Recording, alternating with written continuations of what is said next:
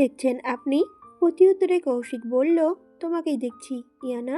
ইয়ানা বলল, আচ্ছা দেখার মতো কি আছে এর মধ্যে? মুচকি হেসে বলল কৌশিক, আছে। তুমি প্রচুর বই পড়ো তাই না? ইয়ানা বলল, হুম, তা তো পড়ি। বইয়ের আমার শান্তি, আরেক শান্তি আপনাদের। ফট করে কথাটা বলেই দাঁত দিয়ে জিভ কাটল ইয়ানা। লজ্জায় মাথা কাটা যাচ্ছে। ও কি বলে ফেললো এক্ষুনি? কৌশিক মুখ টেপে হাসলো। ইয়ানা তাকিয়ে রইল ওর মুখ পানে। কৌশিক এবার ইয়ানাকে বলল, শোনো, দেবদাস উপন্যাসে শরৎচন্দ্র চট্টোপাধ্যায়ের একটা উক্তি আছে, পড়েছ নিশ্চয়ই? তবে বেঁচে থাকতে তোমাকে কোনোদিনও ভুলব না। তোমাকে দেখার তৃষ্ণা আমার কখনোই মিটবে না। ইয়ানা নিষ্পলক চোখে তাকিয়ে আছে কৌশিকের মুখ পানে। ওর এমন কাব্যিক কথায় কি বোঝালো? ইয়ানা যেভাবে কৌশিককে ভালোবাসে, কৌশিকও কি তাকে ভালোই বাসে? ইয়ানার এমন চাহনি দেখে ভড়কাল না কৌশিক। মেয়েটা এমন করবে সে জানতো। তাই মুচকি হেসে বলল কৌশিক, ইয়ানা, তোমার দিকে তাকালে আমার চোখের শান্তি লাগে। এই চোখ দুটো সারাক্ষণ তোমাকে খুঁজে বেড়ায়। ইয়ানা দ্রুত গিয়ে কৌশিকের সামনে বসলো। ওর হাত দুটো ধরে উৎফুল্ল হয়ে বলল, ইয়ানা, আপনি কি আপনি আমাকে ভালোবাসেন? কৌশিক প্রতিউত্তর করল, তা তো একটু বাসি। প্রতি উত্তরে ইয়ানা তো খুশিতে কান্না করে দেবে এমন অবস্থা। এই কথাটা শুনবে বলেই তো সে অপেক্ষা করেছিল এতদিন। অবশেষে তবে কি সত্যি হলো ইয়ানার স্বপ্ন? কৌশিক প্রেম নিবেদন করলো তাকে। ঘুমন্ত কাশপিয়ার পায়ের কাছে এসে বসেছে ইয়াদ। হাতে থাকা নপুর জোড়া একবার নেড়েচেড়ে দেখে তারপর যত্ন করে পরিয়ে দিল ওর পায়ে।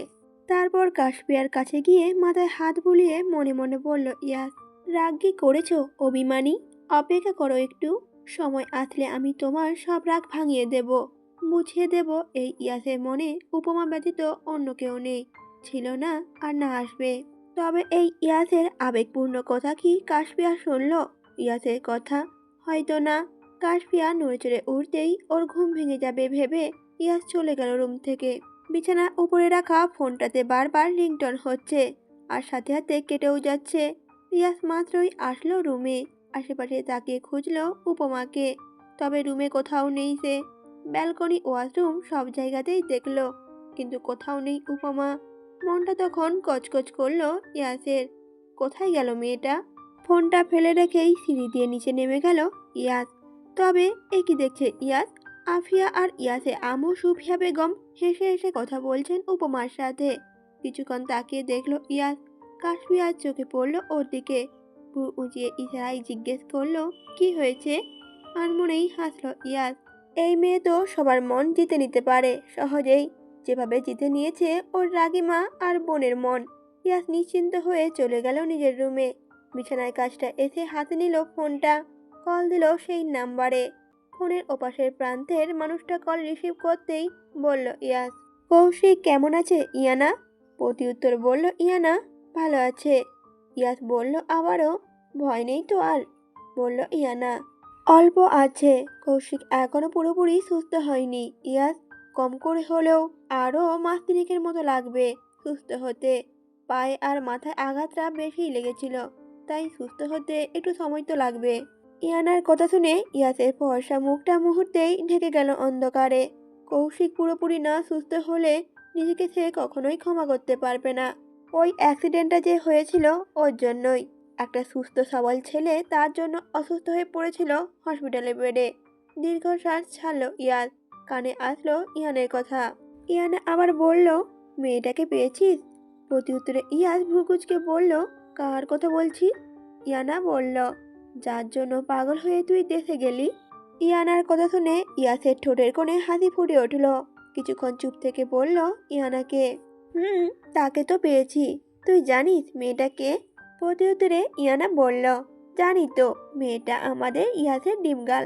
ইয়াসা বলল আবার, মেয়েটা আর কেউ নয়, সে হলো কৌশিকেরই বোন। ইয়াসের কথা শুনে অবাক স্বরে বলল ইয়ানা, কি? এটা কি সত্যি? প্রতি উত্তরে ইয়াস বলল, ইয়াস মিথ্যা কথা বলে না।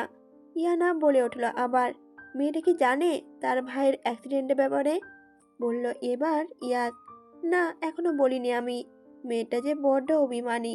ওরই প্রাণপ্রিয় ভাই আমার জন্য অ্যাক্সিডেন্ট করে হসপিটালে বেডে শুয়ে আছে জানলে ও হয়তো এক্ষুনি আমার বাড়ি ছেড়ে চলে যাবে। আমার ভালোবাসাকে যে করুণা ভেবে ভুল করবে ও।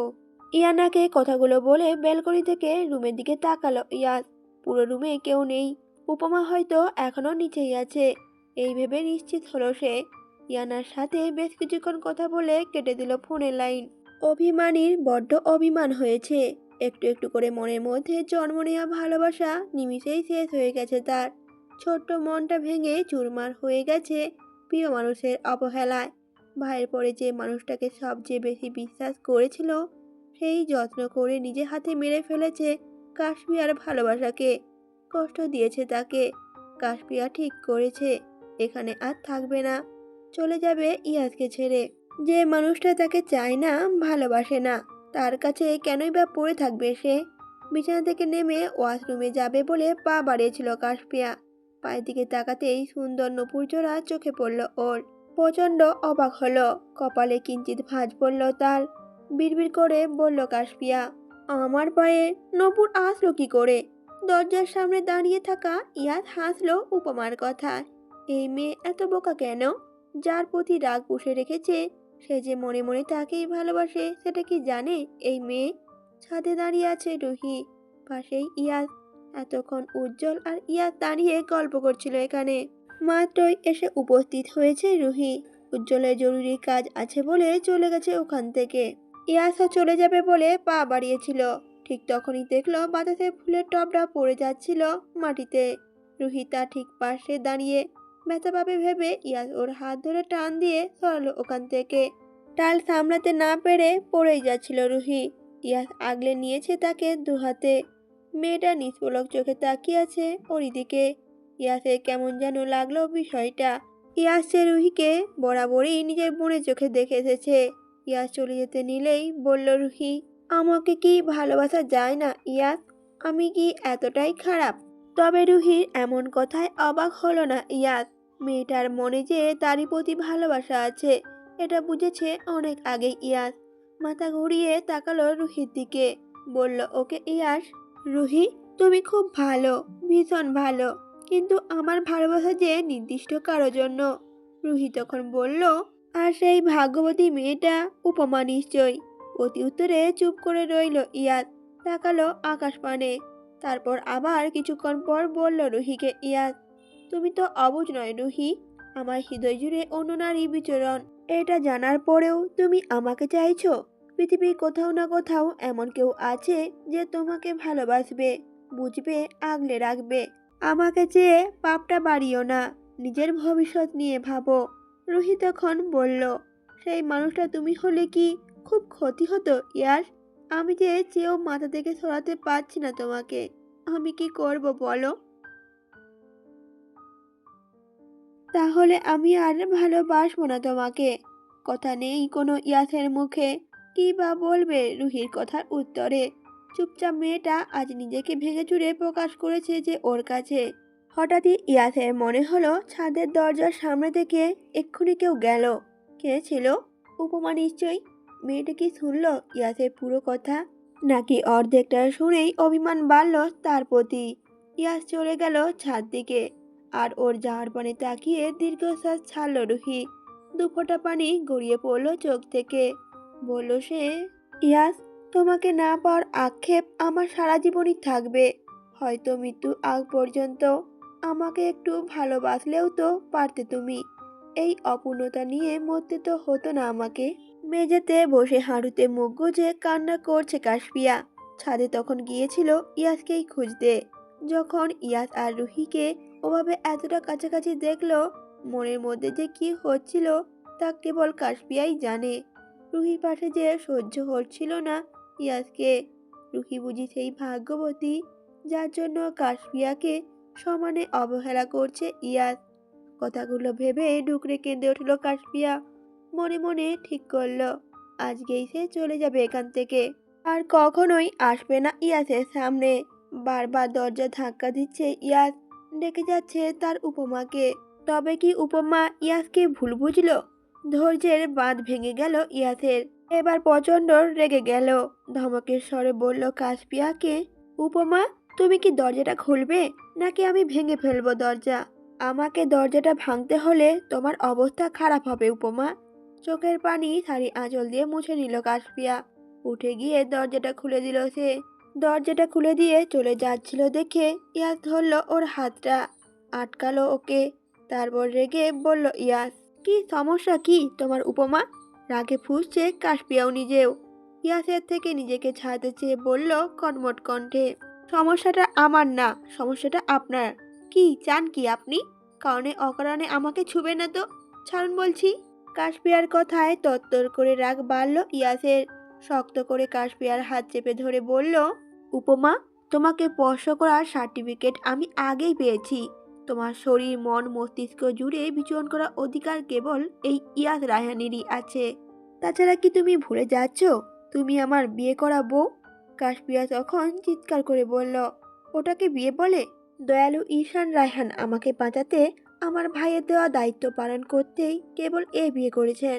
আপনি আমাকে একবারও বলেছেন আমার ভাইয়া হসপিটালে পড়ে আছে, ওর অ্যাক্সিডেন্ট হয়েছে, তাও আপনার জন্য বলেছেন আমাকে?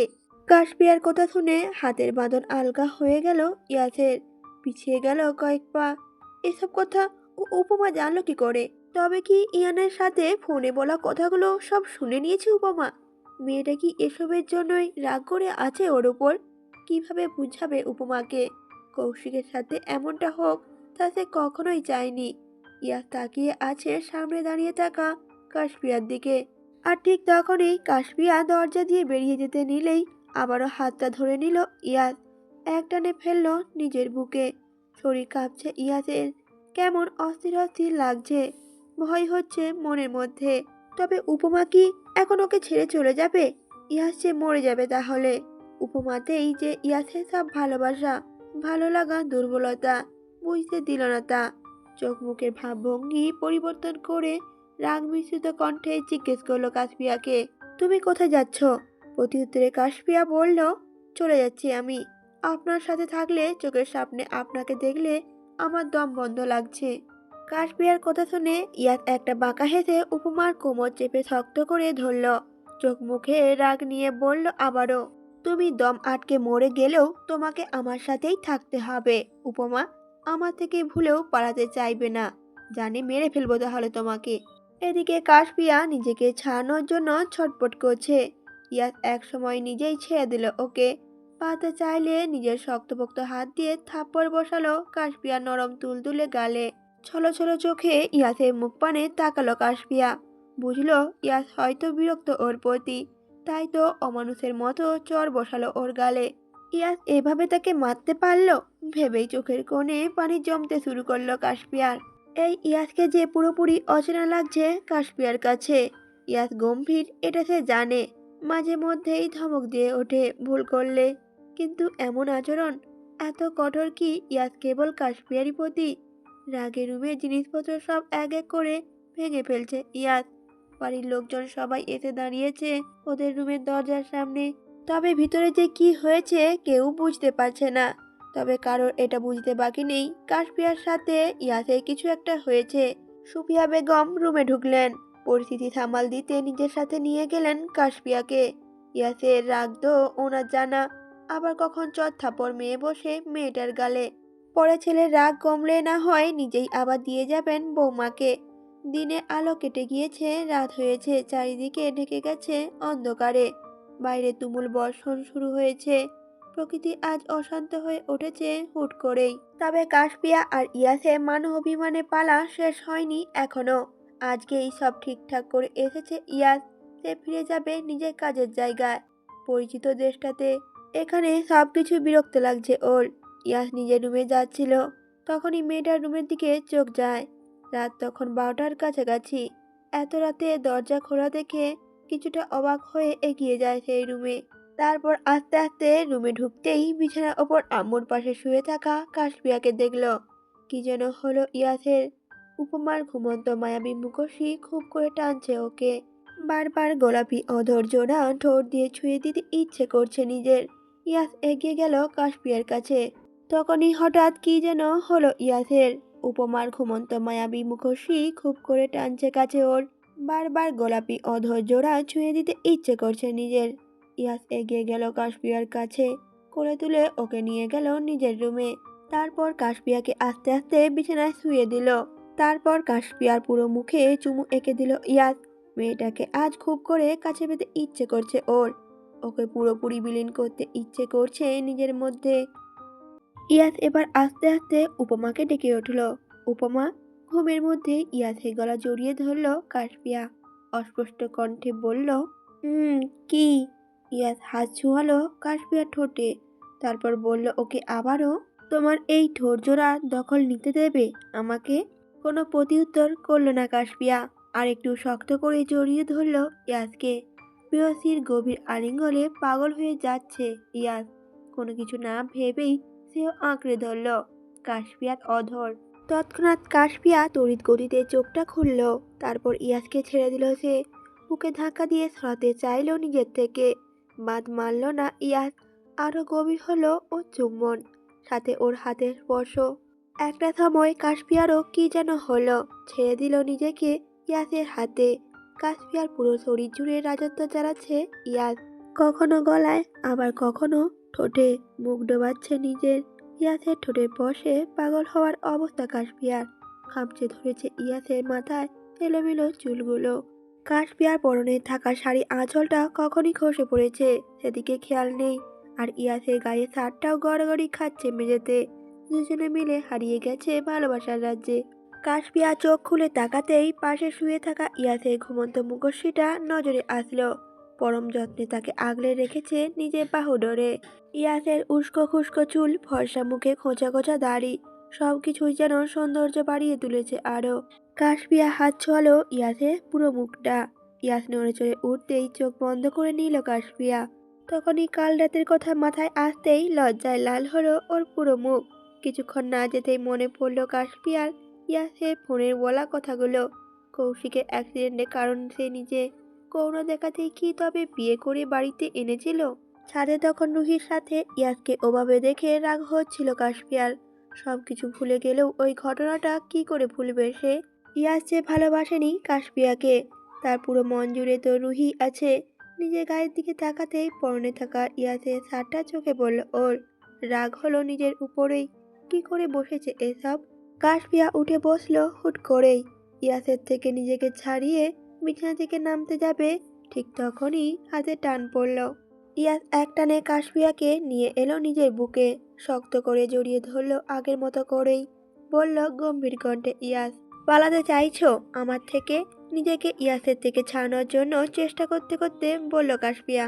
না, সারা জীবনের জন্য আপনাকে ছেড়ে যেতে চাই। কাশপিয়াকে বিছানায় ফেলে দিয়ে ওর দিকে কিছুটা ঝুঁকল ইয়াস। তারপর শক্ত হাতে চোয়ালটা চেপে ধরে বলল, কি বললে? আবার বলো, আমি শুনিনি। মুহূর্তের মধ্যে ইয়াসের চোখগুলো কেমন লাল লাল হয়ে আছে।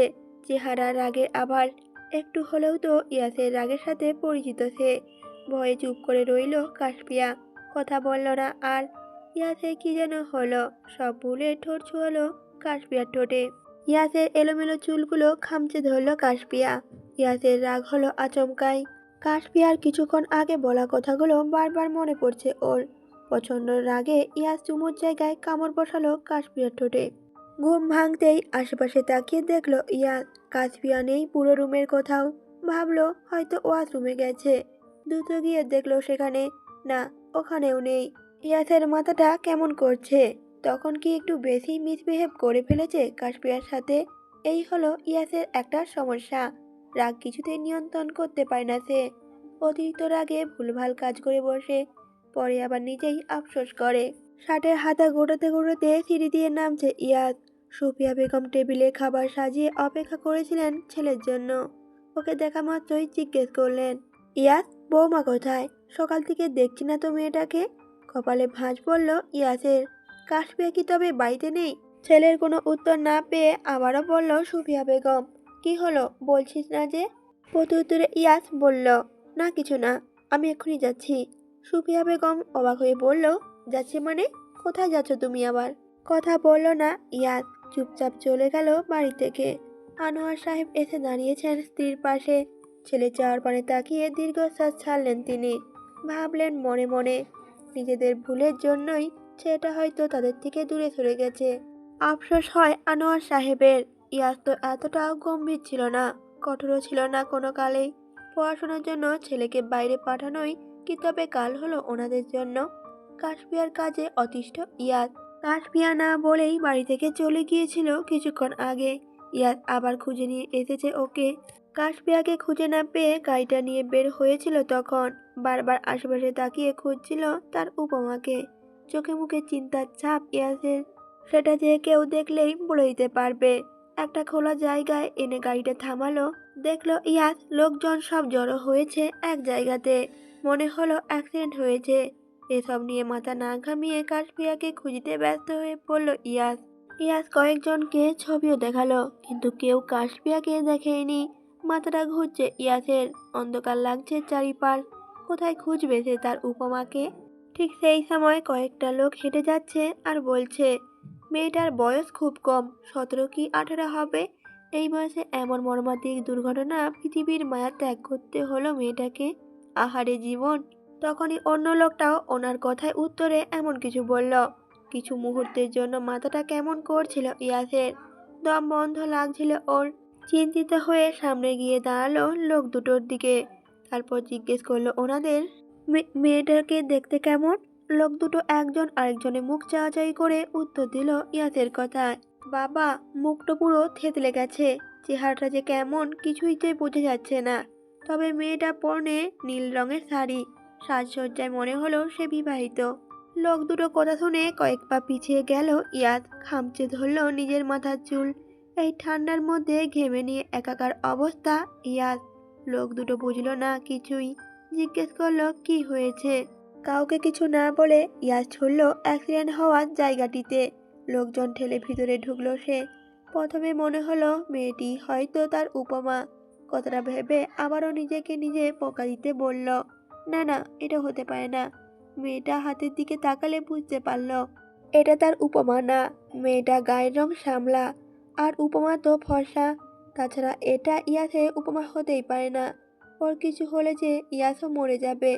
ইয়াসের বুকের বাম পাশটা কেমন করে যেন চিনচিন ব্যথা সৃষ্টি হলো। ইয়াস চলে আসলো ওখান থেকে।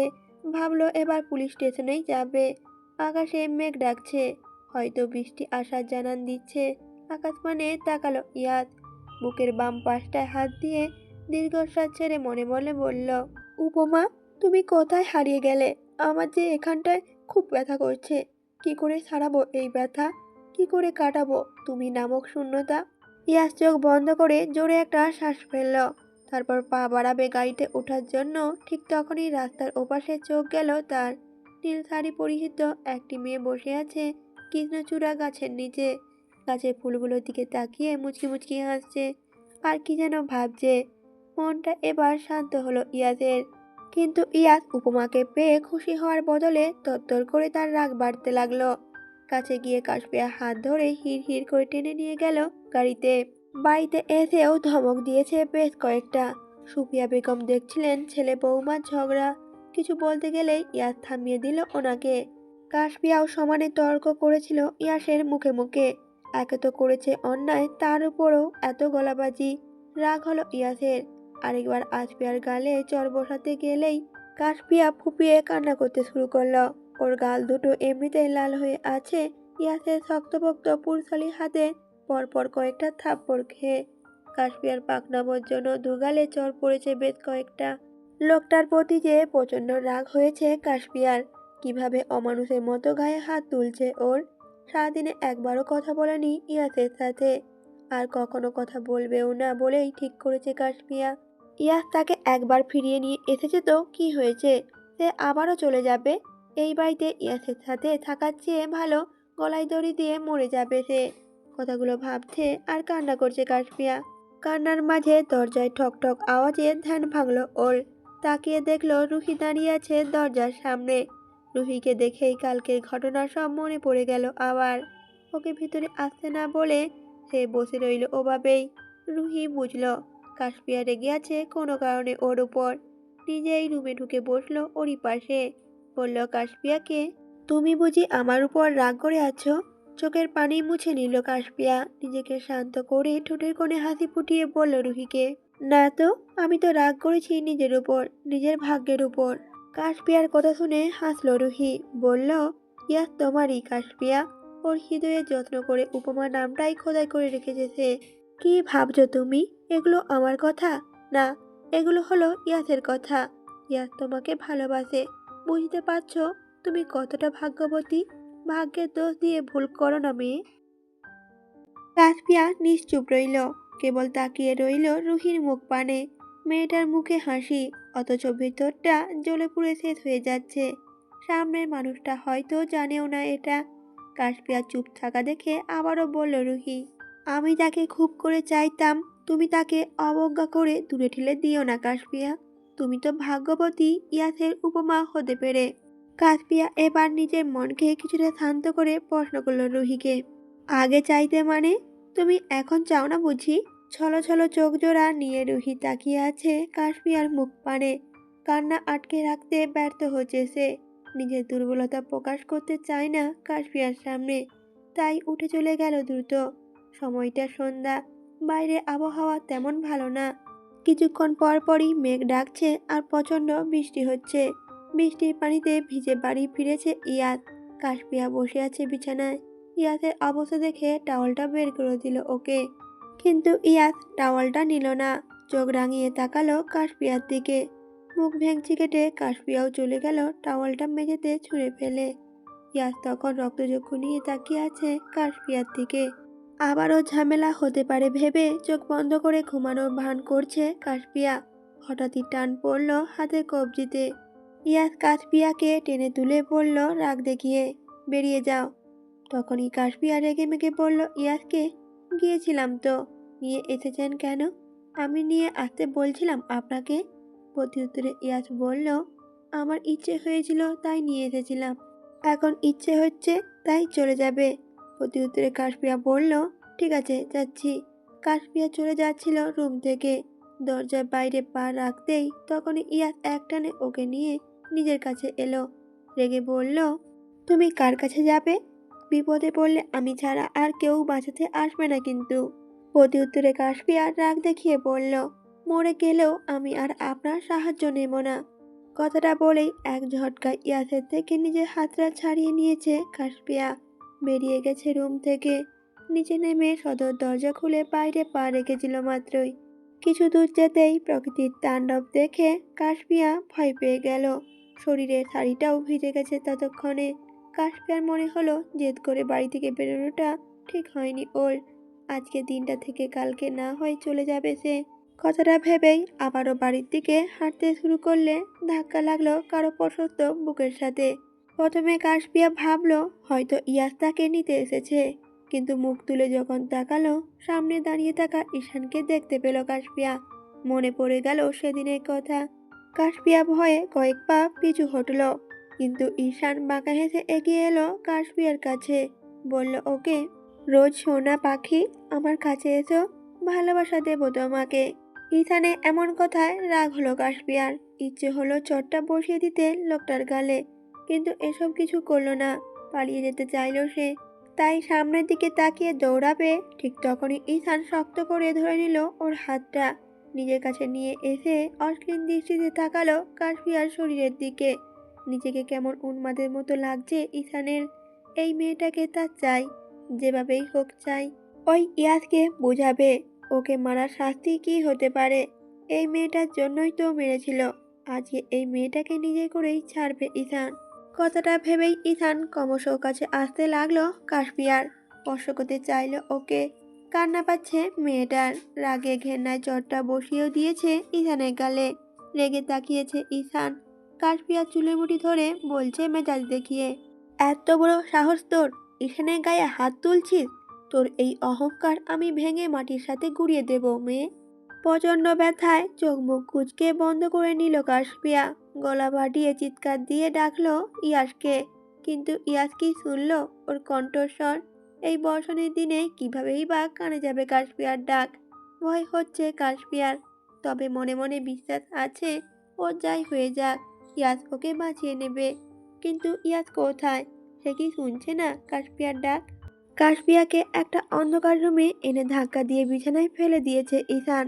কাশপিয়া কোনো রকমে লাইট অন করতেই দেখল ঈশান ওর গায়ে ভিজে শার্টের বোতামগুলো খুলতে খুলতে এগিয়ে আসছে ওর দিকে। ঈশানের ঠোঁটে তখন লালসা, আর ঠোঁটের কোণে শয়তানি হাসি।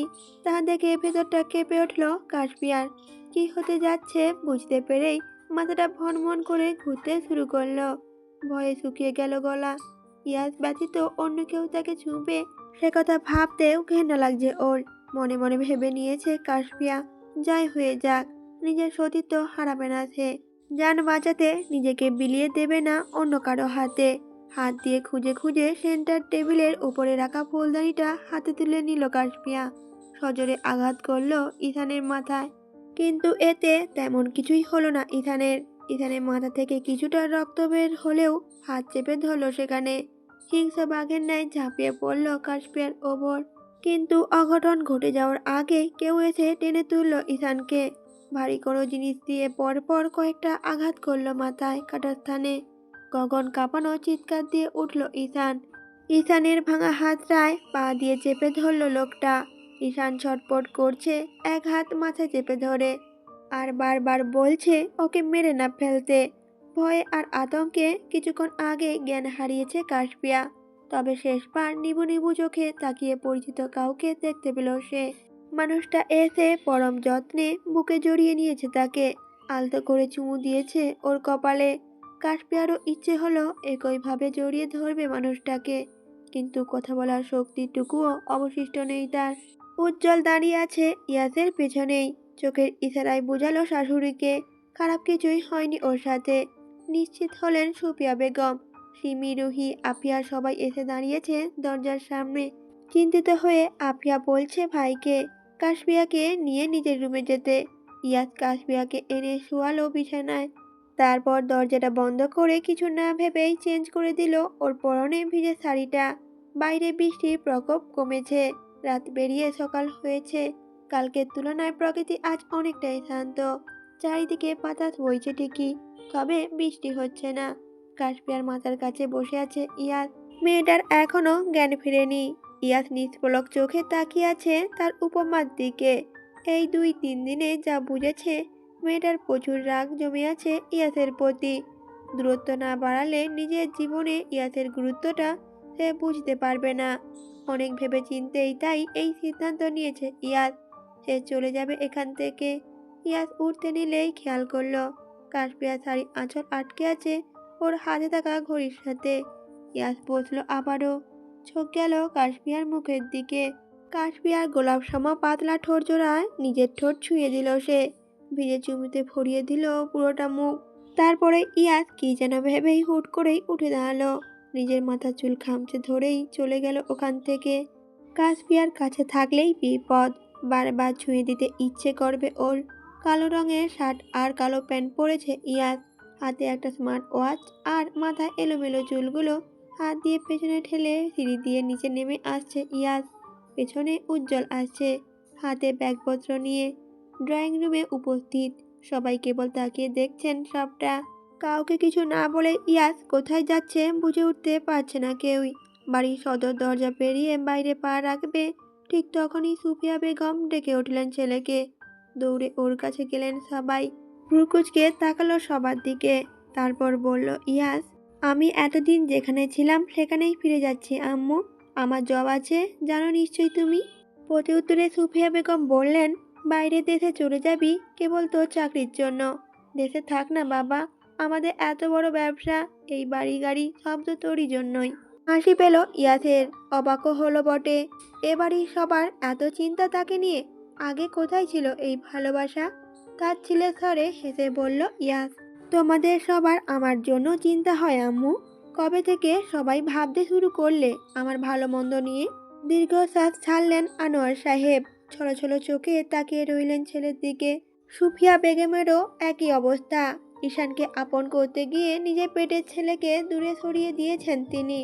আজ যে আফসোস হচ্ছে বড়ই, কেন পড়াশোনার জন্য বাইরে পাঠালেন ছেলেকে। আফিয়াও ভাইয়ের হাত ধরে কত কি বলে আটকানোর চেষ্টা করলো ওকে, তবে বাড়াবাড়ি দেখে উজ্জ্বল ধমক দিয়ে বলে উঠল আফিয়াকে, আফিয়া, ইয়াসের জব আছে, এখানে ক্যারিয়ার ছেড়ে পড়ে থাকলে হবে? চুপ করো তুমি, তুমি আমার ভাইয়ার মাথা খেয়েছো। নির্বাক দৃষ্টিতে তাকিয়ে রইল উজ্জ্বল। শেষমেশ এই কথা শুনতে হলো তাকে। বোনের কথায় রাগ হলো ইয়াসের, সেও ধমক দিয়ে বলল আফিয়াকে, চুপ কর তো আপু, খাওয়ার এত জিনিস থাকতে দুলাভাই আমার মাথা খেতে যাবে কোন দুঃখে। চুপ করে গেল আফিয়া। পাশেই দাঁড়িয়ে থাকা সিমির মাথায় হাত বুলিয়ে দিয়ে ওকে সুন্দর মতো পড়াশোনা করতে বলে চলে গেল ইয়াস বাড়ি থেকে। ইয়াস চলে যেতেই কান্না শুরু করে দিলেন সুফিয়া বেগম। এত কিছু করে ছেলের মনে ভুল ধারণা ভাঙাতে পারলেন না তিনি। আবার কবে যে ফিরে আসবে ওনার ছেলে, কবেই বা মা বাবার পরিবারের প্রতি অভিমান শেষ হবে তার। ইয়াসের জিনিসপত্র সব গাড়িতে তুলে দিয়েছে উজ্জ্বল। এয়ারপোর্ট পর্যন্ত সে যাবে ইয়াসের সাথেই। গাড়িতে উঠে বসেছে ইয়াস। ড্রাইভারের পাশের সিটটাতেই বসেছে সে, আর তার পেছনে বসেছে উজ্জ্বল। সামনে মিররের দিকে খেয়াল করলো ইয়াস, পেছনে দাঁড়িয়ে আছে রুহি। ইয়াসের মনে হলো রুহি কিছু বলতে চায় ওকে। উজ্জ্বলকে বসতে বলে নামলো আবারও ইয়াস গাড়ি থেকে। তারপর এগিয়ে গিয়ে সামনে দাঁড়ালো রুহির সামনে।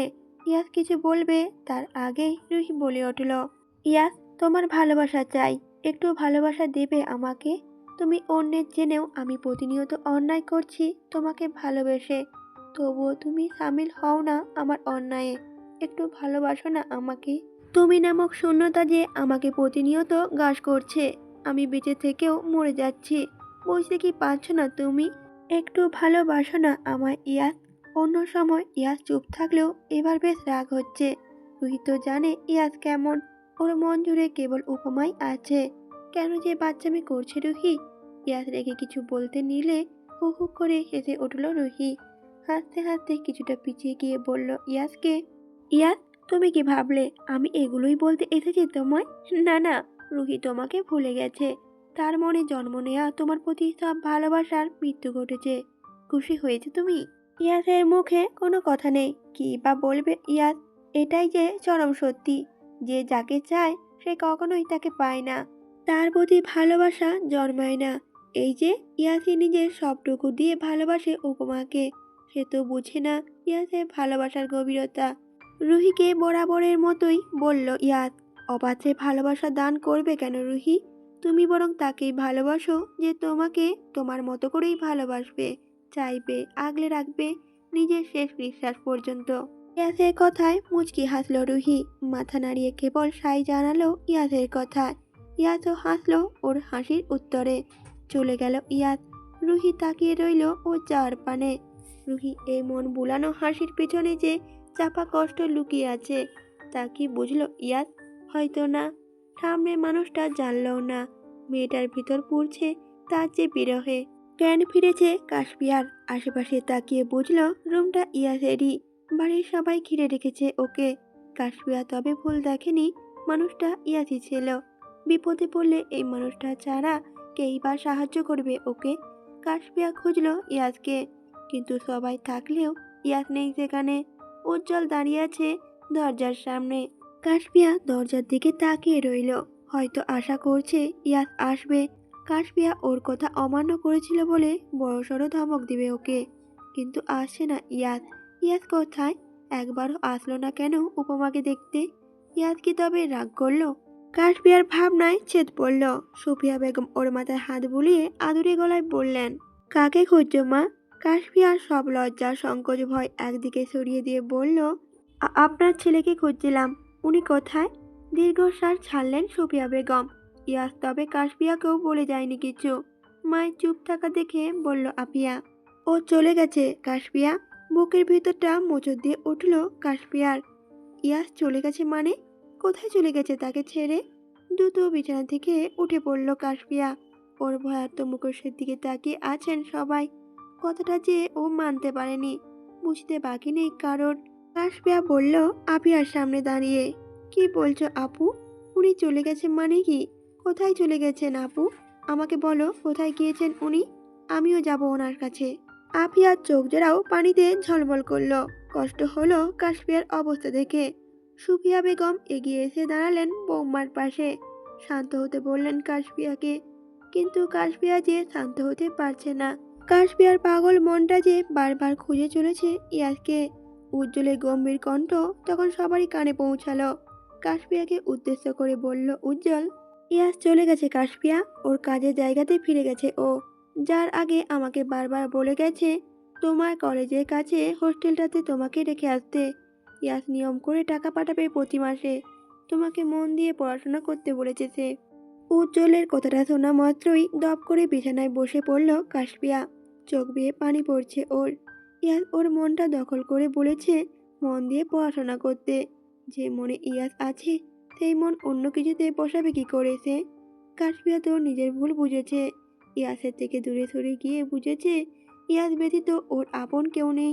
তাহলে ইয়াসই বা কেন বুঝল না কাশপিয়া কষ্ট পাবে ও চলে গেলে? কেন ছেড়ে চলে গেল ওকে? সবাই বুঝাচ্ছে কাশপিয়াকে, শান্ত হতে বলছে ওকে, কিন্তু কাশপিয়ার ছোট্ট মনটা যে ভেঙে চুরমার হয়ে গেছে। যেখানেই তাকাচ্ছে সেখানে ইয়াসকে দেখছে। কি যেন ভেবে চোখের পানি মুছে নিল কাশপিয়া। সিঁড়ি বেয়ে নিচে নেমে বেরোলো বাড়ি থেকে। চারিদিকে খুঁজলো ইয়াসকে। না পেয়ে আশাহত হয়ে বসে পড়ল খোলা রাস্তাতেই। আকাশে মেঘ ডাকছে তখন, প্রকৃতি জানান দিচ্ছে বৃষ্টি হবে এখনই। ভাবতে না ভাবতেই শুরু হলো তুমুল বর্ষণ। বৃষ্টির পানি ভিজিয়ে দিল কাশপিয়ার পুরো শরীর। ঝড় তুফান ভয় পায় না কাশপিয়া, কিন্তু আজ কি হলো ওর? অসহায় লাগছে কাশপিয়ার। সবাই কেন ছেড়ে চলে যায় ওকে? মা, বাবা, ভাই, এখন ইয়াস। লম্বা একটা জার্নির পর লন্ডনের মাটিতে পা রাখলো ইয়াস।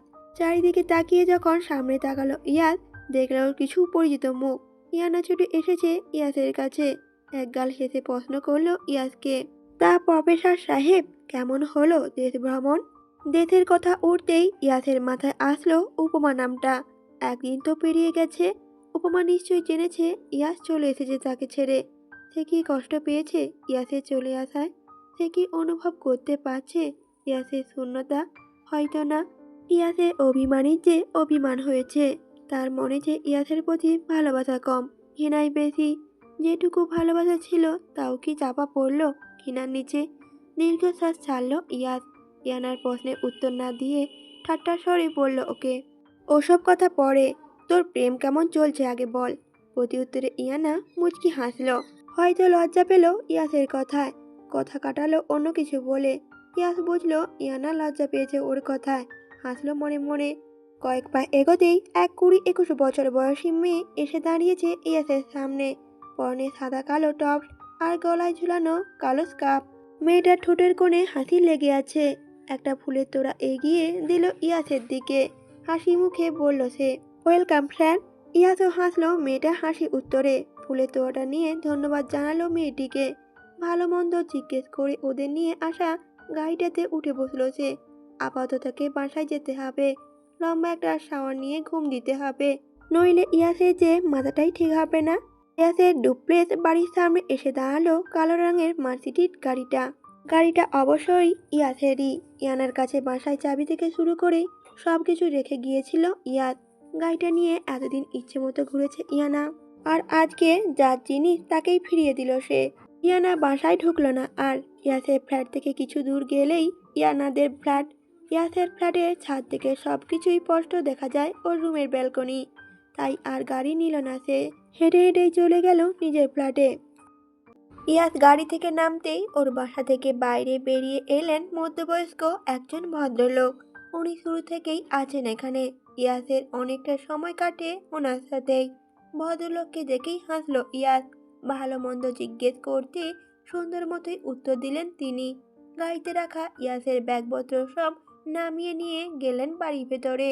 ইয়াসও চলে যাচ্ছিল, তখনই ওর থেকে কিছু দূরে দাঁড়িয়ে থাকা মেহেক বলে উঠল, স্যার আমরা আসবো। ইয়াস তাকালো মাথাটা ঘুরিয়ে, দেখলো সাইফান আর মেহেক দাঁড়িয়ে আছে ওর পিছনে। ইয়ানার সাথে ওরাও গিয়েছিল ইয়াসকে আনতে। তখন ফুলের তোড়া দিয়ে ওয়েলকামও করেছিল মেহেকি। মেহেক আর সাইফান দুজনে ইয়াসের স্টুডেন্ট। মেহেক মেয়েটা একা হলে কখনো ওর ডাকে সাড়া দিত না ইয়াস। তবে সাইফান আছে তাই আসতে বলল ভিতরে। ঠোঁটের কোণে হাসি চওড়া হলো মেহেকের। মনে হলো এতক্ষণ ধরে অনুমতিরই অপেক্ষাতেই ছিল সে। যদিও এখন থেকে ইয়াসের সাথে দেখা হবে প্রতিদিন, কিন্তু কাছ থেকে দেখার ফিলিংস তো আলাদা। এই ভেবে ছুটলো ইয়াসের পিছু পিছুই। সাইফানও এলো। ভিতরে ঢুকেই কোনো দিকে না তাকিয়ে ওয়াশরুমে চলে গেল ইয়াস। লম্বা একটা শাওয়ার নিয়ে ফিরে এলো আবার। বিছানায় পাশটাতেই দাঁড়িয়েছিল ইয়াস। কি যেন ভাবতে ভাবতে দপ করে শুয়ে পড়লো বিছানায়। তারপর মাথার পেছনে 2 হাত দিয়ে চোখটা বন্ধ করলো ঘুমাবে বলে। কিন্তু এ কি হলো? চোখের সামনে উপমা এসে ঘোরাঘুরি করছে কেন? কেন উপমার হাসি মাখা মুখ, চঞ্চল হরিণীর মতো চোখ দুটোর চাহনি বারবার বেজে উঠছে চোখের সামনে। আচ্ছা, ইয়াসের উপমা ভালো আছে তো? ইয়াস চলে আসায় সে কি কষ্ট পেয়েছে? মেয়েটা যে বড্ড চঞ্চল, ভুল করে পদে পদে। ইয়াস কি তাহলে ভুল করলো তাকে ছেড়ে চলে এসে? হুট করে ইয়াসের মাথায় আসলো ঈশানের কথা। ঈশানের পুরনো আঘাতপ্রাপ্ত জায়গায় পরপর এতগুলো আঘাতে নিশ্চয়ই আধমরা হয়ে আছে। আচ্ছা, এখন ওই পরিত্যক্ত বাড়িতেই কি আছে? ও চাইছে হোক, ও যে মরুক ওখানে, ইয়াসের তাতে কিছু যায় আসে না। কিন্তু কোনোভাবে সুস্থ হয়ে যদি আবারও উপমার দিকে হাত বাড়ায়, কতটা ভাবনায় আসতেই কপালে ভাঁজ পড়ল ইয়াসের। উঠে বসে হাতে নিল ফোনটা, ভাবলো কল দেবে উজ্জ্বলকে। পরক্ষণেই আবার কি যেন ভেবে হাসি ফুটল ঠোঁটের কোণে। বলল বিড়বিড় করে, ইয়াস, ঈশান আমার উপমার দিকে হাত বাড়াবে কি করে? ওর হাত দুটো তো আমি যত্ন করে অকেজো করে দিয়েছি সারা জীবনের মতো। নিজের হাতে তুলে খাবার খেতে পারবে কিনা সন্দেহ। হাত বাড়ানো তো দূরের কথা।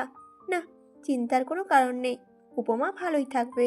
কথাটা ভেবেই ইয়াস রেখে দিল ফোনটা। আবার বিছানায় শুয়ে চোখটা বন্ধ করবে, ঠিক তখনই তার কানে আসলো ফোনের রিংটোনের আওয়াজ। ইয়াস ইচ্ছে করেই ফোনটা রিসিভ করলো না। কে দিয়েছে সেটাও দেখলো না। দিনে আলো কেটে গিয়ে অন্ধকার নেমেছে চারিপাশে। প্রকৃতির তাণ্ডবও কমেছে, কমেছে মানুষের হাঁটা চলাও। ঝড় বৃষ্টির দিনে কেই বা বাইরে বের হয়? কিন্তু ইয়াসের উপমাজে বসে আছে এখনো, পথে আছে ইয়াসের। ইয়াস যে ওকে ছেড়ে চলে গেছে বিশ্বাসই হচ্ছে না কাশপিয়ার। বারবার মনে হচ্ছে ওর ভুলের শাস্তি দিতে মিছে মিছে হারিয়ে যাওয়ার অভিনয় করছে ইয়াস। অন্ধকার মন্দিরে নিস্তব্ধতা বিরাজ করছে। সবাই বসে আছেন ড্রয়িং রুমে, সকলের মুখেই চিন্তার ছাপ। আবার কেউ কেউ তো পাগলের মতো খুঁজে যাচ্ছেন কাশপিয়াকে। মেয়েটা কোথায় আর কার কাছে গেল মাথায় আসছে না কারোরই। ভিজে কাপড়ে একটা ছোট্ট চায়ের দোকানের সামনে পাতানো বেঞ্চে জড়সড় হয়ে বসে আছে কাশপিয়া। এই জায়গাটিতে কেন এলো সে নিজেও জানে না। তবে ইয়াসের সাথে প্রথম দেখাটা তো কাশপিয়ার এখানেই হয়েছিল। তাই বুঝি এই জায়গাটা টেনে আনলো কাশপিয়াকে। আবারও যদি সেদিনের মতো দেখা পেত ইয়াসের, মন্দ হতো কি তবে? কাশপিয়া যখনই বিপদে পড়ে তখনই আগমন ঘটে ইয়াসের। আজকেও কাশপিয়ার খুব ইচ্ছে করছে ও বিপদে পড়ুক আর ইয়াস এসে ওকে বাঁচিয়ে নিক। ভাবনায় ছেদ পড়ল কাশপিয়ার। চায়ের দোকানের ভদ্রলোক এক কাপ চা গরম এনে ধরলেন ওর সামনে। বললেন আদুরে গলায়, মা, চাটা খেয়ে নাও, তোমার চেহারা দেখে বোঝা যাচ্ছে তুমি খুবই ক্ষুধার্ত। ভদ্রলোকের কথায় কাশপিয়া তাকালো ওনার দিকে। ভদ্রলোকের কথার উত্তরে মুচকি হাসলো কেবল। চায়ের কাপটা হাতে নিল সে। ভদ্রলোকটা এবার বলে উঠল, কেন এই গরিব চাচার দরজায় আসলে তুমি? এর থেকে ভালো কিছু যে খাবো তার সাধ্য যে নেই আমার। কাশপিয়া তখন কৃতজ্ঞতার দৃষ্টিতে তাকালো ওনার দিকে। ভদ্রলোকের ব্যবহারই বরাবরই মুগ্ধ হয় সে। মাঝে মধ্যেই কলেজ থেকে আসার সময় এখানে বসতো, গল্প করতো ওনার সাথে। সেদিনও তো ওনার আকুতি মিনতি দেখেই ইয়াস ছুটে এসেছিল ওকে বাঁচাতে। কাশপিয়া উঠতে নিলেই বলে উঠলেন ভদ্রলোকটি আবার, মা, জামাই কোথায় তোমার? ঝড় তুফানের দিনে এভাবে একা? এমা, তুমি হাঁটছো যে, ঝগড়া হয়েছে দুজনের? প্রতি উত্তরে কাশপিয়া মলিন মুখে পড়ল, উনি হারিয়ে গেছেন চাচা, আমার থেকে অনেক দূরে চলে গেছেন। ঝগড়া হবে কি করে? আমার যন্ত্রণায় অতিষ্ঠ হয়েই বোধ হয় উনি পালালেন। দোকানে বসে থাকা ভদ্রলোক তাকালেন কাশপিয়ার দিকে।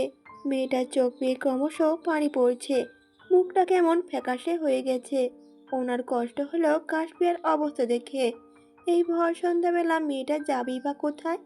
একবার ভাবলেন নিজের বাড়িতেই নিয়ে যাবেন মেয়েটাকে। কিন্তু এই মেয়ে যে অমন ভাঙাচোরা বাড়িতে থেকে অভ্যস্ত নয় সেটা তো জানা ওনার। তাই বললেন না কিছু আগ বাড়িয়ে। অপেক্ষা করলেন কেউ খুঁজতে আসে কি না কাশপিয়াকে। কত কিছু বলে ওকে বসিয়ে রাখলেন ওখানেই।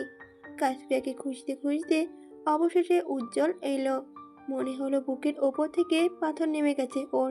কাছে এসে গম্ভীর গলায় বলল উজ্জ্বল, এসবের মানে কি কাশপিয়া? মাথা তুলে তাকালো কাশপিয়া। দেখলো উজ্জ্বল আর সিমি। সিমি এসে বসেছে কাশপিয়ার পাশে। মুখটা কেমন বেজায় করে রেখেছে মেয়েটা। বাড়ির এই পরিস্থিতিতে হয়তো দম বন্ধ লাগছে তার। কাশপিয়া বুঝলো সবটাই। কষ্ট করে মুখে হাসি টেনে বলল সে, কিসের মানে?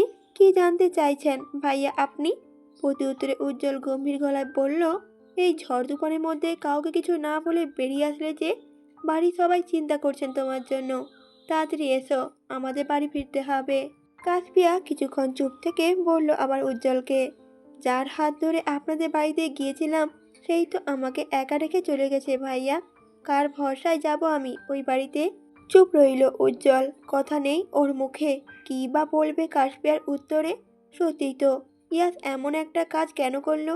আবার পরক্ষণেই ভাবল উজ্জ্বল, ইয়াস হয়তো ভালো কিছু ভেবেই এমনটা করেছে। কিন্তু কাশপিয়া যে ঠিক কতটা ভালোবাসে ইয়াসকে বুঝতে বাকি নেই আর কারোরই। কেটে গেছে অনেকগুলো দিন, প্রায় 1 মাসের মতো। কাশপিয়ার সামনেই এইচএসসি এক্সাম। সেদিন বাড়িতে গিয়েছিল অবশ্য সিমি আর উজ্জ্বলের জোড়াজুড়িতে। কিন্তু 2-3 দিন না যেতেই কেমন লাগছিল কাশপিয়ার। দম বন্ধ হয়ে আসছিল ওই বাড়িতে থাকতে। ইয়াসে ফেলে যাওয়া সমস্ত জিনিসপত্র বারবার চোখে পড়ছিল ওর। ইয়াস চলে গেলেও যেন পুরো রুমে নিজের অস্তিত্ব রেখে গেছে। কাশপিয়া থাকবেই বা কি করে এই বাড়িতে? বারবার যে মনে পড়ছিল ইয়াসের কথা। কাছে যেতে ইচ্ছে করছিল ওর। উজ্জ্বল আর বাড়ির বাকিরা হয়তো বুঝলো কাশপিয়ার অবস্থাটা। এমনিতেও ইয়াস বলে গেছে ওকে হোস্টেলে রেখে আসতে। আর সেই দায়িত্বই পালন করলো উজ্জ্বল। কাশপিয়াকে ওর কলেজের পাশে থাকা হোস্টেলে রেখে এলো। তারপর থেকে আর খন্দকার মঞ্জিলে পা রাখেনি কাশপিয়া। মাঝে মধ্যে সিমি আসে স্কুল যাওয়ার পথে, কখনো আবার সুফিয়া বেগমও আসেন। মা না থাকায় অভাবটা এখন বুঝতে পারে না কাশপিয়া। সুফিয়া বেগম যথেষ্ট ভালোবাসেন ওকে। সবার এত যত্ন দেখলেই মনে পড়ে কাশপিয়ার, এগুলো তো ইয়াসের জন্যই পেয়েছে সে। সব কিছু পেলেও ইয়াস যে নেই ওর সাথে। ওই মানুষটার শূন্যতা কাটাবে কি করে কাশপিয়া? এত মানুষের ভালোবাসায় ফিরেছে, ও কেবল ইয়াসের ভালোবাসাটাই চায়। কোথায় গেলে দেখা পাবে ইয়াসের? কি করলে আবার ফিরে আসবে ইয়াস? মেঝেতে বসে হাঁটুর উপর মুখ গুজে কান্না করছে আর কথাগুলো ভাবছে কাশপিয়া। তখনই দরজায় ঠক ঠক আওয়াজে ধ্যান ভাঙে ওর। উঠে গিয়ে দরজাটা খুলে দিল সে। পরিচিত মুখখানা দেখে হাসি ফুটল ওর ঠোঁটের কোণে। কারণ দরজার সামনে দাঁড়িয়ে আছে উজ্জ্বল আর সিমি। কাশপিয়া ভিতরে আসতে বলল দুজনকে। সিমি ওর হাতে থাকা শপিং ব্যাগটা কাশপিয়ার দিকে বাড়িয়ে দিয়ে বলল, এই নাও নতুন মামি, আমার মামাই। পুরো কথাটা বলে শেষ করার আগেই আচমকা সিমির গালে থাপ্পড় দিল উজ্জ্বল। সিমি হতভম্ব হয়ে মাথা ঘুরিয়ে তাকালো ওর বাবার দিকে। দেখলো উজ্জ্বল চোখ রাঙিয়ে তাকিয়ে আছে সিমির দিকে। আর এদিকে এই দুই বাবা মেয়ের দিকে ভ্রুকুচকে তাকিয়ে আছে কাশপিয়া। উজ্জ্বল লক্ষ্য করলো সেটা, তাই একগাল হেসে বলল কাশপিয়াকে, আসলে কাশপিয়া, সিমির গালে মশা বসেছিল বুঝলে, আমি মশাটাকে তাড়িয়ে দিতেই থাপ্পড়টা দেওয়ার ভান করলাম। উজ্জ্বলের কথায় হেসে ফেলল কাশপিয়া। সিমির হাত থেকে ব্যাগটা নিয়ে বলল, এগুলো সব আমার? উত্তর দিল না সিমি, উত্তর দিল উজ্জ্বল, হ্যাঁ এগুলো আম্মু পাঠিয়েছেন তোমার জন্য। আর সিমি ফ্যাল ফ্যাল করে তাকিয়ে রইল বাবার মিথ্যে বলার দিকে। মনে মনে বলল সিমি, মিটে মিটে 10 থেকে 12টা মিথ্যে কথা বলা আমার বাবাকেই মানায়। বেশ কিছুক্ষণ গল্প গুজব করে চলে গেল সিমি আর উজ্জ্বল। কাশপিয়া খুলে দেখলো ব্যাগটা, তারপর একটা সুন্দর চকচকে নীল রঙের শাড়ি ব্যাগে রাখা, আর তার সাথে সোনার জুয়েলারি সেট। এগুলো ওর শাশুড়ি পাঠিয়েছেন। ভাবতেই অবাক লাগছে যেন কাশপিয়ার। কাশপিয়ার জন্য কিছু কিনলে তো উনি নিজেই নিয়ে আসেন, তাও আবার কালো বা খয়েরি রঙের। নীল তো ইয়াসের পছন্দের রং। তবে কি শাড়িটা ইয়াসই পাঠালো? কথাটা কাশপিয়ার ভাবনাতে আসতেই মন খারাপগুলো কোথায় যে উড়ে গেল। ভাবলো শাড়িটা পরে দেখবে এক্ষুনি। ইয়াস না পাঠালেও ইয়াসের পছন্দের রং যে এটা। দরজাটা বন্ধই ছিল। কষ্ট করে আর ওয়াশরুমে গেল না। পরনে থাকা 3 পিসটা খুলে সুন্দর মতো পরে নিল শাড়িটা। ল্যাপটপ হাতে নিয়ে কাউচের উপরে বসে আছে ইয়াস।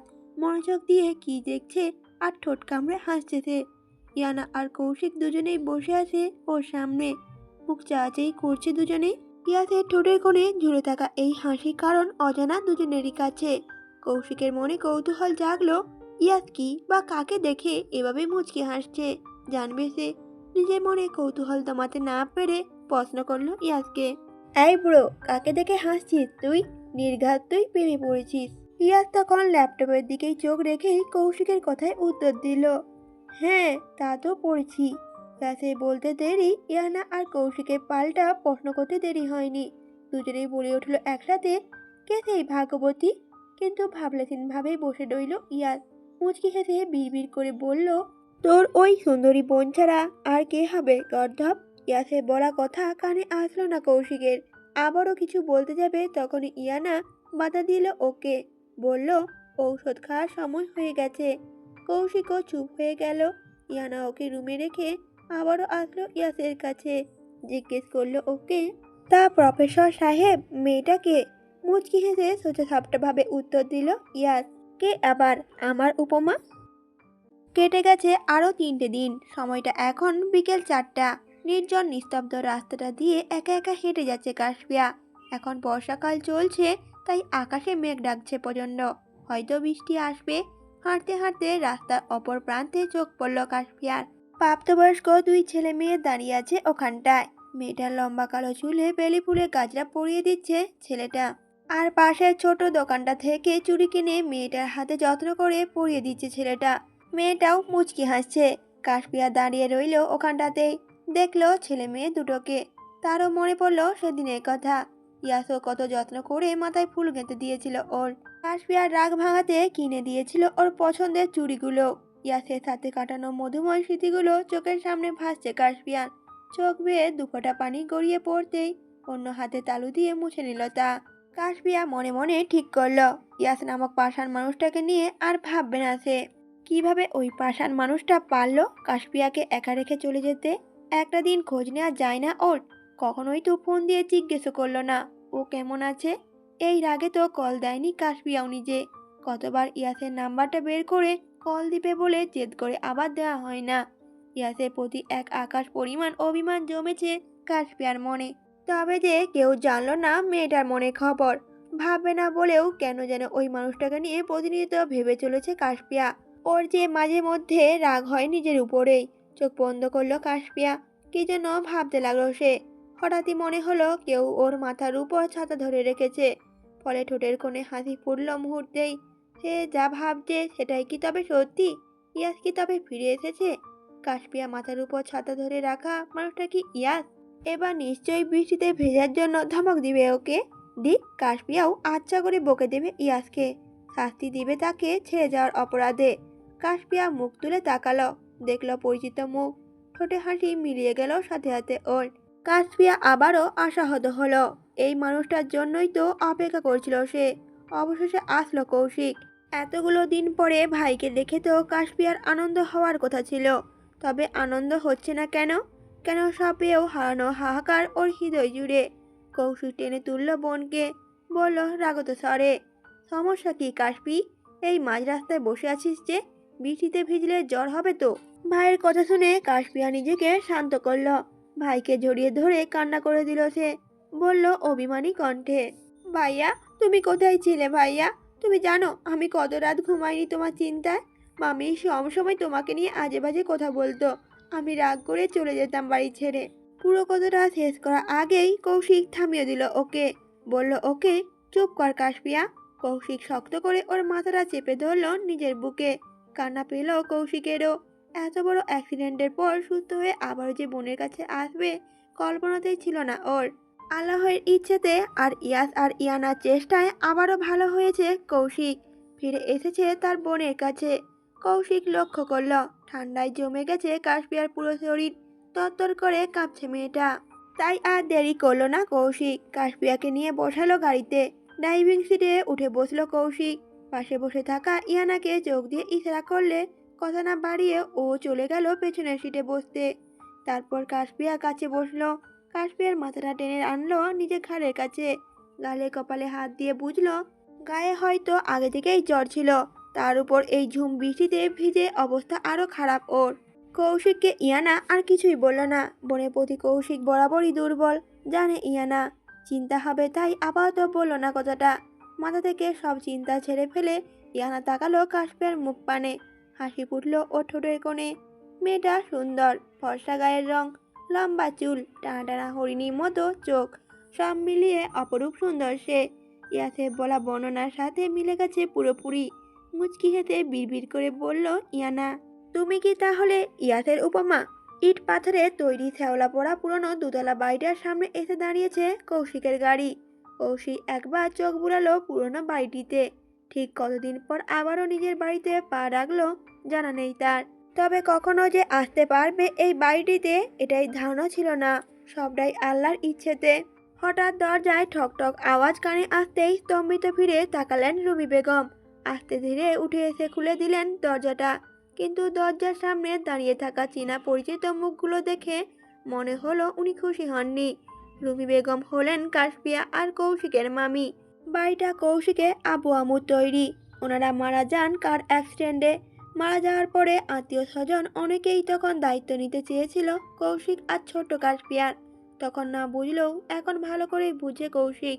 সব লোক দেখানো ভালোবাসা, তাদের দায়িত্ব নিতে চাওয়া সবটাই ছিল ওর বাবার রেখে যাওয়া বাড়ি আর জমি জমার লোভে। তিন কোলে কেউ না থাকায় একমাত্র মামা মামিকেই কৌশিক নিয়ে এলো নিজেদের বাড়িতে। দায়িত্ব ছিল ওর ছোট বোনটার। বেঁচে থাকতে হলে পড়াশোনা করতে হবে, ইনকাম করতে হবে, এই চিন্তা সবসময় ছিল কৌশিকের মাথায়। তাই তো বোনকে একা রেখে পাড়ি জমিয়েছিল দূর দেশে। বোনের অভিভাবক হিসেবে রেখে গিয়েছিল ওর মামা মামিকে। কিন্তু মামির মনে যে বিষ ছিল তা তো জানা ছিল না কৌশিকের। কৌশিকের অবর্তমানে তার ছোট্ট বোনটাকে বের করে দিল তার বাড়ি থেকে। সব কথাই কানে গেছে কৌশিকের। তাই তো আজকে কৈফিয়ত চাইতে এসেছে সব কিছুর। মামি ভয়ার্ত মুখ দেখে হাসলো কৌশিক। বলল ওনাকে, কি হলো মামি, আমি বেঁচে আছি দেখে অবাক হলে নাকি? শুকনো ঢোক গিলে কাঁপা কাঁপা কণ্ঠে বললেন রুমি বেগম। তা হবে কেন কৌশিক? প্রতি উত্তরে কৌশিক হালকা হেসে বলল, ভিতরে আসতে দেবে না নাকি? মামি বলল, হ্যাঁ হ্যাঁ, তোমরা ভেতরে আসো, তোমাদের বাড়িতে তোমরাই তো আসবে, আমার অনুমতি লাগে বুঝি? কৌশিক তখন মাথাটা ঘুরিয়ে ইয়ানার পাশে দাঁড়িয়ে থাকা কাশপিয়ার দিকে তাকালো।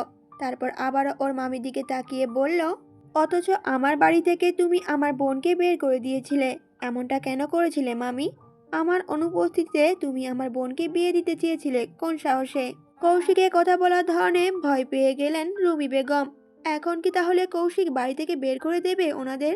তাহলে যে অসুস্থ স্বামী আর বিয়ে উপযোগী মেয়েকে নিয়ে কোথায় যাবেন তিনি? রাস্তায় রাস্তায় হাঁটা ছাড়া যে উপায় থাকবে না আর। রুমি বেগমে কি যেন হলো। হুট করে মেঝেতে বসে কৌশিকে পা দুটো ধরে হাউমাউ করে কান্না করে দিলেন তিনি। বললেন বারবার, কৌশিক বাবা, ক্ষমা করে দে, আমার ভুল হয়ে গেছে। আমি এত কিছু ভাবিনি তখন। কাশপিয়া সুখে থাকবে ভেবেই বিয়ে ঠিক করেছিলাম ওর। তখন কৌশিক গম্ভীর মুখে বলল, সুখে থাকবে বলে? নাকি নিজের মাথার উপর থেকে ঋণের বোঝা নামাতে বিক্রি করতে চেয়েছিলে আমার বোনকে? আমি বেঁচে থাকতে ওর সাথে এমন অন্যায় করার সাহস দেখালে কিভাবে মামি? নাকি ভেবেছিলে আমি মরে গেছি? আমার বোনকে তাড়িয়ে সব কিছু দখল করবে বলেই এত কিছু আয়োজন। কৌশিকের কথায় চুপ করে রইলেন রুমি বেগম। কি বা বলবেন তিনি? এমনটাই তো চেয়েছিলেন মনে মনে। সব পেয়েও লোভ জেগেছিল ওনার মনে। কারণ প্রায় 3 মাস ধরে প্রাণপ্রিয় বোনের খোঁজ নিচ্ছিল না কৌশিক। ওনার মাথায় এটাই এসেছিল তখন কোনো অঘটন ঘটেছে নিশ্চয়ই। কৌশিক হয়তো বেঁচে নেই আর, তাই তো করেছেন এত কিছু উনি। আর তার শাস্তিও পেয়েছেন উনি। স্বামী ওনার অসুস্থ হয়ে পড়ে আছেন ঘরে এক কোণে। মেয়েটারও নানা অসুখ বিসুখ লেগেই আছে। আল্লাহ মেনে নিতে পারেননি ওনার এত অবিচার, তাই তো শাস্তি দিয়েছেন এইভাবে। মামির কান্নায় করুণা হলো কৌশিকের, কিন্তু কাশপিয়া ওর মনটা যে নরম। মামির কান্নায় কষ্ট পাচ্ছে কাশপিয়াও নিজেও। কথার মাঝে কোথা থেকে ছুটে এসে রুমি বেগমের মেয়ে খবর দিল ওনাকে। আবু অবস্থা খুব খারাপ আম্মু, তাড়াতাড়ি চলো। কথাটা শোনা মাত্রই কান্না থামালেন রুমি বেগম। দ্রুত উঠে চলে গেলেন মেয়ের পিছু পিছু। এদিকে কাশপিয়া, কৌশিক আর ওদের সাথে থাকা ইয়ানাও গেল সেখানে। দরজার সামনে আসতেই বিছানায় শুয়ে থাকা মামার ফ্যাকাশে চেহারাটা নজরে এলো কাশপিয়ার। ভাবলো মনে মনে, ইস, মানুষটা কেমন ছিলেন আর এখন কি হয়ে গেলেন। কাশপিয়ার যে বড়ই কষ্ট হচ্ছে মামার জন্য। বুকটায় কেমন ব্যথা হলো কাশপিয়ার। কষ্টে কান্না এলো চোখ বেয়ে। স্ত্রী সন্তানের থেকে চোখ সরিয়ে দরজার দিকে তাকালেন কাশপিয়ার মামা রাফসান সাহেব। কাঁপা কাঁপা হাতরা তুলে ডাকলেন ওদেরকে। কৌশিক আর কাশপিয়া দুজনেই মুখ চাচাই করলো কিছুক্ষণ। তারপর দৌড়ে গেল মামার কাছে। মামি যেমনই হোক না কেন, মামা তো বরাবরই বট গাছের মতো আগলে রেখেছিলেন ওদের। কাশপিয়া ওর মামার মাথার কাছটায় বসলো। ওনার হাত ধরে বলল আস্তে আস্তে দিয়ে, মামা, তুমি একদম চিন্তা করো না, তুমি ঠিক হয়ে যাবে, আমরা আছি তো, এক্ষুনি তোমাকে হসপিটালে নিয়ে যাব। কাশপিয়ার কথায় মলিন হাসলেন রাফসান সাহেব। বললেন, ভাগ্নিকে আমি তোকে দেখে রাখতে পারিনি মা, ক্ষমা করে দিস তোর এই অভাগা মামাকে। কথাটা বলেই রাফসান সাহেব বড় করে শ্বাস ছাড়লেন। কাশপিয়া বুঝলো শ্বাস নিতে খুবই কষ্ট হচ্ছে ওনার। মামার এমন অবস্থা দেখে কান্না করে দিল সে। কৌশিক মামাকে সান্ত্বনা দিয়ে বলল আবারও, মামা এসব বলো না আর, তুমি ভালো হয়ে যাবে, চিন্তা করো না একদম। ইয়ানা দাঁড়িয়ে দেখছে সবটাই। ওনাকে হসপিটালে নিয়ে যে কোনো কাজ হবে না বুঝতে পারছে ভালো করেই। তবে উপস্থিত সবাই যে ভেঙে পড়বে তাই আর বলল না কিছুই। সময় পেরোলো কিছুটা। রাফসান সাহেবের অবস্থা আরো খারাপের দিকে গেল। একদিকে বোনের কান্না আর অপরদিকে মামার এরকম অবস্থা দেখে কৌশিক তৈরি হলো ওনাকে হসপিটালে নিয়ে যাবে বলে। কিন্তু শেষ রক্ষা আর হলো না। শরীরটা কেমন ঠান্ডা হয়ে এসেছে রাফসান সাহেবের। তারা শব্দ না পেয়ে কৌশিক হয়তো আন্দাজ করলো কি ঘটেছে। চোখের ইশারায় কিছু বলল ইয়ানাকে। ফলে ইয়ানা দ্রুত এগিয়ে আসলো, চেক করলো রাফসান সাহেবকে। তবে ওনার শ্বাস চলাচল বন্ধ হয়ে গেছে। বুঝতে আর বাকি নেই কারোরই। মৃত্যুর কোলে ঢলে পড়লেন রাফসান সাহেব। কাছের মানুষের মৃত্যু যে খুব কষ্ট দেয় প্রত্যেকেই। যেভাবে কষ্ট পাচ্ছেন রুমি বেগম, ওনার মেয়ে আর কাশপিয়াও। রাফসান সাহেবের দীর্ঘ 2 মাসের রোগ ভোগে অবসান হয়ে গেল অবশেষে। কান্নায় ভেঙে পড়ল সবাই। কৌশিক দাঁড়িয়ে আছে স্তব্ধ হয়ে। চোখের কোণে একরাশ অশ্রু জমেছে ওর। কে বলেছে ছেলেরা কাঁদে না? কাছের মানুষের হারানোর কষ্ট কেমন কৌশিক সেটা বোঝে। মা বাবার পর আপন বলতে এই মামাটাই ছিল ওদের। উনি যা আজ চলে গেলেন পৃথিবীর মায়া ত্যাগ করে। রাফসান সাহেবের মৃত্যু পেরিয়ে গেছে 1 সপ্তাহ হয়ে গেল। একটার পর একটা ধাক্কা যেন দুর্বল করে দিচ্ছে কাশপিয়াকে। সবকিছু ছেড়ে ইয়াসের চলে যাওয়াটা যে সবচেয়ে খুব কষ্ট দিচ্ছে ওকে। পুড়াচ্ছে ভিতরটা। কি করলে অবসান ঘটবে এই কষ্টের? কিভাবে আবার কাছে পাবে ইয়াসকে? কাশপিয়ার রুমের পাশ দিয়েই যাচ্ছিল কৌশিক। কাশপিয়ার রুমের পরেই তার রুম। এখন রাত প্রায় 12:30টার কাছাকাছি হবে। এত রাতে কাশপিয়ার রুমের দরজাটা খোলা দেখে চিন্তা হলো কৌশিকের। তাই উকি মেরে দেখলো মেঝেতে বসে আছে কাশপিয়া। চলন্ত সিলিং ফ্যানটার দিকে তাকিয়ে কি যেন ভেবে যাচ্ছে। কাশপিয়াকে ভালো করে লক্ষ্য করলো কৌশিক। মেয়েটা কেমন শুকিয়ে গেছে। চোখের নিচে কালথিরে দাগও পড়েছে। লম্বা চুলগুলো কেমন এলোমেলো হয়ে আছে। যে কেউ দেখলে বলে দেবে অনেক দিন হলো নিজের যত্ন নেয় না কাশপিয়া। দীর্ঘশ্বাস ছাড়ল কৌশিক। ভাবলো মনে মনে, বয়স বাড়ার সাথে সাথে কি কাশপিয়ার চঞ্চলতাও কমে গেছে? কিন্তু বাড়ি ফেরার পর থেকে যে কৌশিক আগের মতো চঞ্চল কাশপিয়াকে মিস করে যাচ্ছে সারাক্ষণ। কৌশিক তো ভেবে এসেছিল এতদিন পর ওকে দেখে দৌড়ে এসে জাপটে ধরবে কাশপিয়া। সাথে কত শত অভিযোগ জানাবে তাকে। কিন্তু তা তো কিছুই হলো না। কাশপিয়ার মলিন চেহারার দিকে তাকালেই মনে হয় বিষণ্ণতা ঘিরে ধরেছে ওকে। কথাগুলো ভেবে বুকের ভিতরটা ছাদ করে উঠল কৌশিকের। ওর অনুপস্থিতিতে কি এমন ঘটেছে কাশপিয়ার সাথে? কেন এভাবে ভেঙে পড়েছে ওর বোনটা? কৌশিক কথা বলতে চাইলো কাশপিয়ার সাথে। ওর রুমে যাবে বলে পা বাড়াতেই মনে হলো কেউ দাঁড়িয়ে আছে ওর পেছনে। মাথাটা ঘুরিয়ে তাকালো কৌশিক। দেখলো ইয়ানা দাঁড়িয়ে আছে ওর থেকে 2 থেকে 3 হাত দূরে। ইয়ানা ওর চোখের ইশারায় কাশপিয়ার রুমে যেতে বারণ করলো কৌশিককে।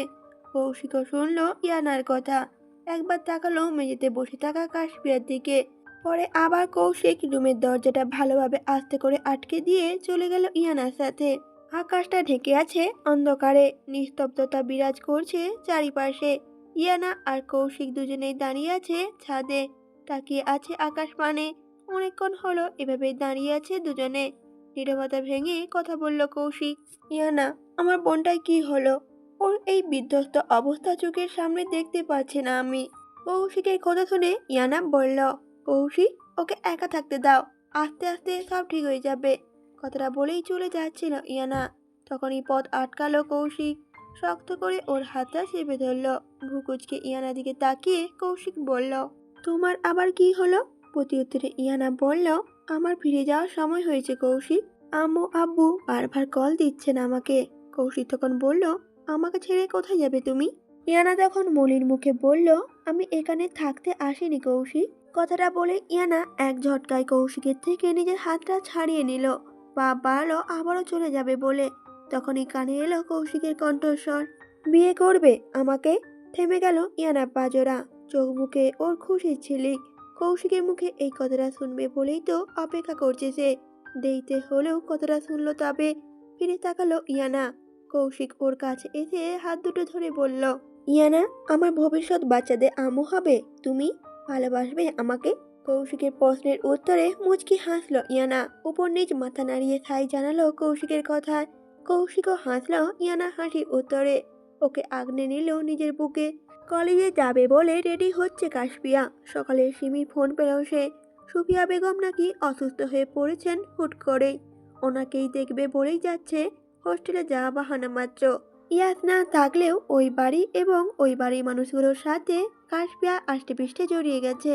মায়ের মতো শাশুড়ি অসুস্থ শুনে মনটা ঠিক থাকছে না। তাই তো ও বাড়িতে যাওয়ার জন্য সকাল সকাল রেডি হচ্ছে কাশপিয়া। কৌশিকের তো আর বলা যাবে না ওর বিয়ের বিষয়ে। কৌশিক কেমন ভাবে নেবে বিষয়টা এটাও জানা নেই কাশপিয়ার। আয়নার কাছে দাঁড়িয়েছিল কাশপিয়া। চুলগুলো ঠিক করে নিচ্ছিল। আর ঠিক তখনই দরজার সামনে দাঁড়িয়ে থাকা ইয়ানা প্রতিবিম্ব দেখল সে। ঘুরে তাকালো কাশপিয়া। আর তখনই ইয়ানা হেসে ভিতরে আস্তে আস্তে বলল, দু হাতে কতগুলো শপিং ব্যাগ নিয়ে এসেছে ইয়ানা। সবগুলো বিছানায় রেখে একটা একটা করে কাশপিয়াকে খুলে দেখালো সব।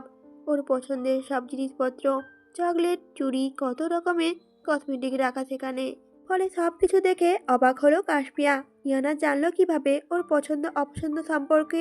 পরক্ষণে ভাবলো কাশপিয়া হয়তো ওর ভাই বলেছে। ইয়ানা মুচকি হেসে জিজ্ঞেস করলো কাশপিয়াকে, কেমন আছো কাশপিয়া? দ্রুত গতিতে মাথা তুলে তাকালো কাশপিয়া। হাসি মুখটার সাথে সাথেই চুপসে গেল। এই অতি পরিচিত নাম ডাকটা যে কেবল ইয়াসের মুখেই মানায়। আর ইয়ানা সেই নামে কেন রাখছে ওকে?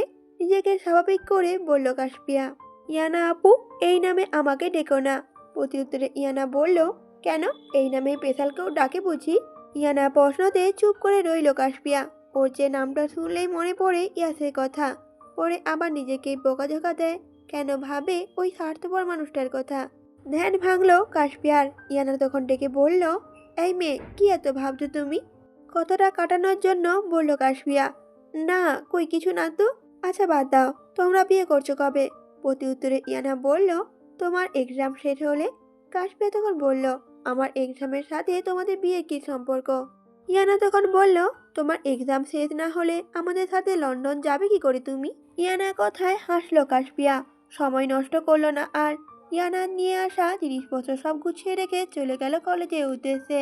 কথা ছিল কাশপিয়া এক্সামের পরই লন্ডনে ফিরে যাবে কৌশিকরা। কিছুদিন হলো পরীক্ষা শেষ হয়েছে কাশপিয়ার।